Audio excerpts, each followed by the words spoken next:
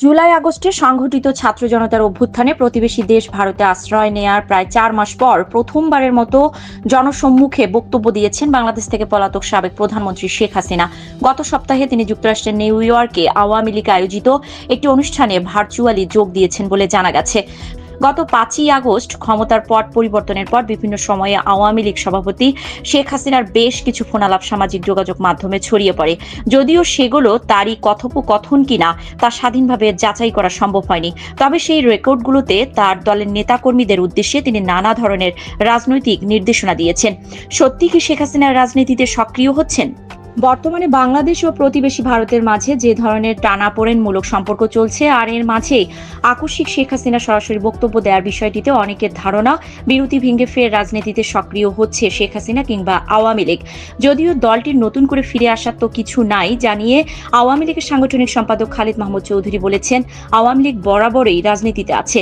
New ইয়র্কে দেয়া বক্তব্যে শেখ হাসিনার দাবি করা বিষয়ের অন্যতম ছিল বাংলাদেশে সংখ্যালঘুদের ওপর নিপীড়ন চলছে এবং তিনি ও তার বোন শেখ রেহানাকে খুন করার চক্রান্ত করা হয়েছিল।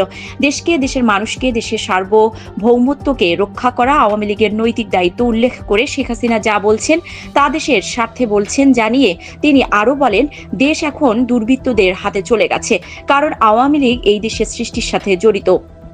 এদিকে বৃহস্পতিবার সাবেক প্রধানমন্ত্রী শেখ হাসিনার বিদ্বেষমূলক বক্তব্য গণমাধ্যম ও সামাজিক যোগাযোগ মাধ্যমে প্রচারে নিষেধাজ্ঞা দিয়েছেন আন্তর্জাতিক অপরাধ ট্রাইব্যুনাল। ঠিক এমনভাবেই বিগত আওয়ামী লীগ সরকারের আমলে বিএনপির ভারপ্রাপ্ত চেয়ারম্যান তারেক রহমানের সব ধরনের বক্তব্য, বিবৃতি গণমাধ্যম ও সামাজিক মাধ্যমে প্রচার ও প্রকাশে নিষেধাজ্ঞা দেওয়া হয়েছিল। চলতি বছরের আগস্টে সেই আদেশ প্রত্যাহার করেছে হাইকোর্ট। যদিও শেখ হাসিনার বক্তব্য প্রচারে নিষিদ্ধকরণের সমালোচনা করে খালিদ মাহমুদ বলেন, এটি বাক স্বাধীনতা হরণ। তিনি বলেন, জন্মলগ্ন থেকেই আওয়ামী লীগ এই ধরনের নিষেধাজ্ঞা মোকাবেলা করে আসছে। শেখ হাসিনার বক্তব্যের প্রতিক্রিয়া, আওয়ামী লীগের পক্ষ থেকে জোরালোভাবে সব রকম প্রতিকূল পরিস্থিতি মোকাবেলা করার দাবি করা হলেও লেখক ও গবেষক মহিউদ্দিন আহমেদ মনে করছেন, শেখ হাসিনা বা তার দলের লোকেরা কে কি করছেন না করছেন এই পুরো বিষয়টা একটি খেলার অংশ। এগুলো সব ফাঁকা আওয়াজ বলছিলেন তিনি। এসব কার্যক্রমের মাধ্যমে শেখ হাসিনা রাজনীতিতে টিকে থাকার চেষ্টা করছেন বলে মনে করছে বিএনপি।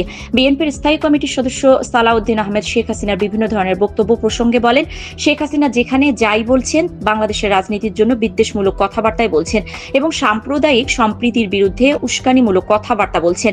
শেখ হাসিনার এগুলোর মাধ্যমে রাজনীতিতে টিকে থাকার চেষ্টা করছেন জানিয়ে তিনি বলেন, বাংলাদেশের জনগণের স্বার্থের বিরুদ্ধে, বাংলাদেশের স্বাধীনতা ও স্থিতিশীলতার প্রতি হুমকি স্বরূপ এটিকে আমরা রাজনীতি বলতে পারি না।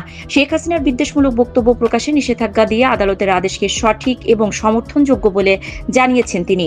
হাসিনা ও তার দলের সকল জারি জুরি ফাঁস হয়ে গেছে উল্লেখ করে অন্যান্য গণসংহতি আন্দোলনের প্রধান সমন্বয়কারী জোনায়েদ সাকি বলেন, ৫ই আগস্টের ঘটনার পর শেখ হাসিনা ও তার দল এখন যাই করুক কথা বলে আর বাংলাদেশের মানুষকে বিভ্রান্ত করতে পারবে না তারা।